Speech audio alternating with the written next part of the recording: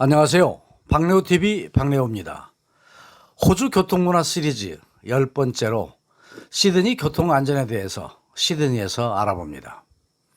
시드니는 교통안전 기간 산업에 많은 투자와 교통안전 교육을 철저히 하고 있는 것을 한눈에 알 수가 있습니다. 그것은 초등학교인 퍼블릭 스쿨에서부터 하이스쿨 과정에서 학과목인 교통과목으로 어렸을 때부터 철저한 교육과 가정교육을 통해서 교통안전을 가르치고 있고, 운전면허 시험도 2, 3년을 거쳐야만 풀 면허증을 취득하게끔 한 것을 비롯해서 그 도로의 시설과 안전표지판 설치 등이 잘 되어 있다는 것인데, 이보다도 더 중요한 것은 보행자나 운전자 모두가 법규를 잘 지킨다는 것입니다. 또한 시민의 의식이 보행자를 우선한다는 것과 양보의 미덕이 크다는 것입니다. 보행자는 횡단보도를 건널 때에 신호보다는 차량의 움직임을 먼저 확인하고 있고, 자전거를 탈 때는 철저하게 안전모를 쓰는 것을 비롯해서 유아와 같이 차를 동승할 경우에는 꼭 카시트를 이용하고 있고, 어느 경우에도 어린이는 앞좌석에 태우지 않는다는 것이고, 어린이를 안고 타거나 안전띠를 매지 않는 경우는 결코 없다는 것입니다. 시드니에서 도심지의 제한 속도는 우리나라와 같이 시속 50km로 되어 있지만, 학교 지역에는 속도 제한을 시속 40km로 하고 있습니다. 그러나 시드니는 우리나라와 달리 학교 지역의 제한 속도를 어린이 등교 시간인 오전 8시부터 9시 반까지, 그리고 하교 시간인 오후 2시 반부터 4시까지만 시속 40km로 제한하고, 이 외의 시간에는 일반 도로 속도인 50km로 회복하는 현실성 있는 제도로 운영하고 있습니다. 어린이 보호 지역이 끝나는 지점에는 또 끝났다고 하는 표지판을 설치해 두고 있지요. 우리는 어린이 교통 안전을 위한다는 명목 아래 학교 지역은 무조건 24시간 동안 시속 30km로 제한하고 있는 획일적인 운영을 하고 있는데, 우리도 탄력적인 운영이 필요할 것으로 봅니다. 속도 제한만으로 어린이 교통사고를 줄일 수 있는 것은 아닙니다. 학교 교육을 통해서 교통 안전을 제대로 가르치고, 학교 주변에 펜스를 비롯한 안전시설 등을 제대로 설치하고, 또 학교 주변에 주차된 차량을 철저히 단속을 해야 하겠죠. 운전자는 어린이의 특성을 이해하고 사고 예방을 위한 안전의식을 갖는다는 것이 더 우선되어야 할 것입니다. 또한 우리나라에도 일부에 설치되어 있는 보행자 버튼이 시드니에는 횡단보도상에 거의 설치되어 있습니다. 시드니는 아무래도 보행자가 적은 탓에 길을 횡단하려는 보행자가 이 버튼을 누르게 되는데, 이 버튼을 누르지 않으면 보행자 신호가 들어오지 않습니다. 보행자가 많으면 이 버튼을 보행자들이 계속 누르게 되다 보면 상대적으로 자동차는 통행할 수 없겠지요. 횡단보도 표지판은 우리와 좀 달리 사람 다리 모양으로 표시되어 있습니다. 횡단보도를 건너려고 할 때는 일단 서서 신호와 자동차 흐름을 보고 길을 건너는 것이 기본이기 때문에 횡단보도 앞에는 확인하라고 하는 룩 표시가 되어 있어서 보행 안전에 도모하는 데 기여하고 있다고 볼 수 있습니다.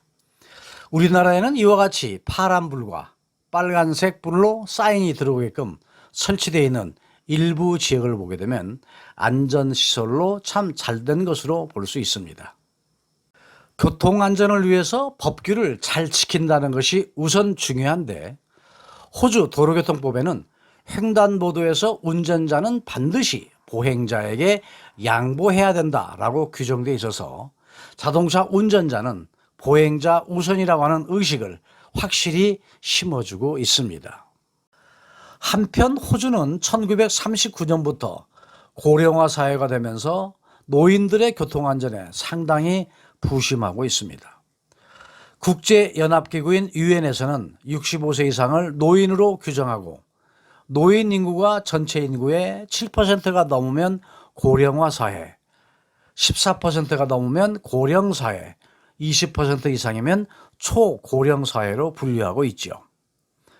우리나라는 2017년 7월 고령화 사회에서 2023년 현재 고령사회가 되었습니다.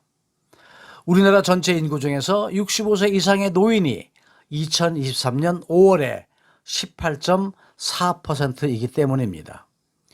2024년 말이나 2025년 초반이 되면 노인 인구 구성비는 20%에 도달할 것으로 전망되어서 우리나라도 초고령 사회가 된다는 것입니다. 고령화 사회가 되는 이유는 경제가 발전하면서 영양과 위생 상태가 좋아지고 보건과 의료 기술이 발전해서 수명이 크게 늘어났기 때문입니다. 이에 따라서 노인 운전자가 증가되고 있고 이로 인해 노인 운전 교통사고도 증가하고 있는데 노인들의 교통사고 유형은 운전이 미숙하거나 또 운전 실수로 인해서 대부분 사고가 발생되고 있습니다. 이에 따라 호주에서는 노인들의 교통사고를 줄이기 위해서 지난해부터 앞차와의 추돌 상황이 예상될 경우에 차량 스스로 감속 또는 정지하게 하는 비상 자동 제동 장치가 장착된 안전운전 서포트카를 도입을 해서 노인이 해당 차량을 살 때 일부 비용을 정부에서 지원하는 등 고령자로 인한 교통사고를 줄이는 데 많은 대책을 세워가고 있습니다. 우리나라 노인의 교통사고를 잠깐 살펴보면 13세 미만의 어린이 교통사고 사상자보다 노인의 사상자가 월등히 높다는 것입니다. 2022년도 교통사고 통계를 보면 어린이 교통사고 건수는 9,163건에 비해서 노인의 교통사고 건수는 35,914건으로 약 4배가 높고 이로 인한 사망자를 보게 되면 어린이는 18명, 노인은 1,258명, 부상자도 어린이에 비해서 노인이 약 3.5배가 높다는 것입니다. 또한 지난해 보행 중에 교통사고를 당해서 숨진 사람의 절반 이상이 만 65세 이상의 노인이었다는 것입니다.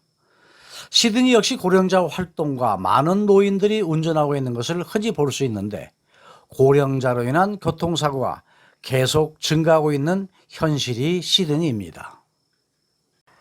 어르신들은 나이가 들면서 신체적인 기능이 자연스럽게 떨어지는 것은 어쩔 수 없는 현상입니다.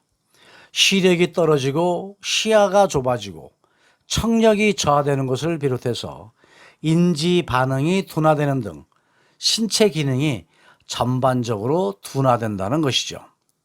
노인의 특성을 이해하고 운전해야 하는 것은 물론이지만 어르신이 운전하고 있는 차량에게는 우선 양보하자라고 하는 마음도 대단히 중요합니다.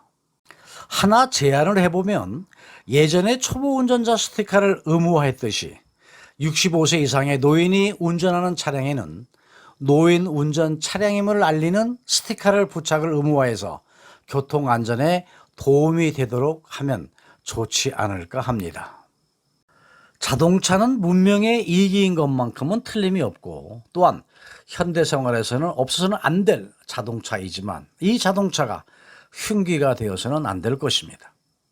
박래호TV, 그동안 호주 교통문화 시리즈를 엮어 시드니의 운전면허 제도와 취득 방법을 비롯해서 시드니의 지하철, 또 택시, 버스, 그리고 페리와 트램, 그리고 일반 교통 환경 등을 오늘 편까지 10개 편으로 나누어서 영상으로 방송해 드렸습니다. 박래호TV에서 방송해 드린 호주의 교통문화는 오늘로 막을 내리고 호주에서 또 가봐야 할 곳, 꼭 봐야만 할 곳, 그 유명 명소들을 제작해서 방송해 드릴 것을 약속드리고 박래호TV의 주요 테마인 자동차에 관련된 모든 정보와 교통안전에 필요한 많은 정보를 제작해서 올려드리도록 하겠습니다. 구독과 좋아요 눌러주시고요. 시청자 여러분 건강하시기 바라면서 다음 편에서 다시 찾아뵙겠습니다. 시청자 여러분 행복하십시오. 감사합니다.